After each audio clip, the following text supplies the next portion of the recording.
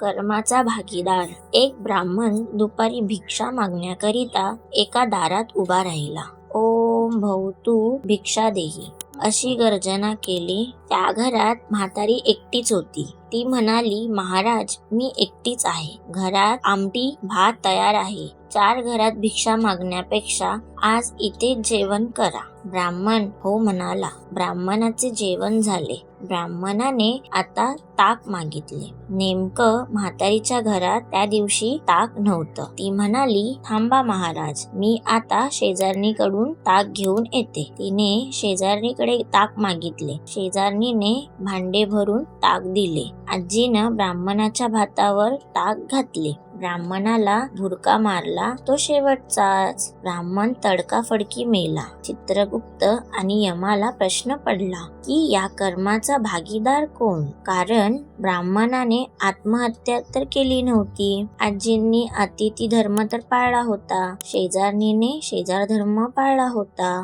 कोणी दारात मागायला आले तर नाही म्हणू नये म्हणून तिने ताक दिले होते. आणि ताक पिऊन ब्राह्मण मेला होता कारण त्या ताकात विष होते आणि हे विष एका नागाच्या तोंडातून ताकात पडले होते. यमाने नागाला जाब विचारला. नाग म्हणाला, यात माझा दोष. घार मला पकडून आकाश मार्गे चालली होती. माझे तोंड खाली झाले होते. त्यामुळे माझ्या तोंडातील गरळ त्या ताकात पडली म्हणून ब्राह्मण मेला. यमाने घारीला जाब विचारला. घार म्हणाली, यात माझा काय दोष? नागाला पकडून खाणं हा माझा धर्म आहे. प्रत्येकाने आपला धर्म पाळला होता. मग आता या कर्माचा भागीदार कोण? ते पाप कोणाच्या माती मारायचे? चित्रगुप्त यमाला म्हणाला, चला माझ्या बरोबर. या कर्माचे भागीदार मी तुम्हाला दाखवतो. दोघेही गुप्त रूपाने ब्राह्मण मरून पडला होता तिथे आले. हा म्हणत संपूर्ण गावात बातमी पसरली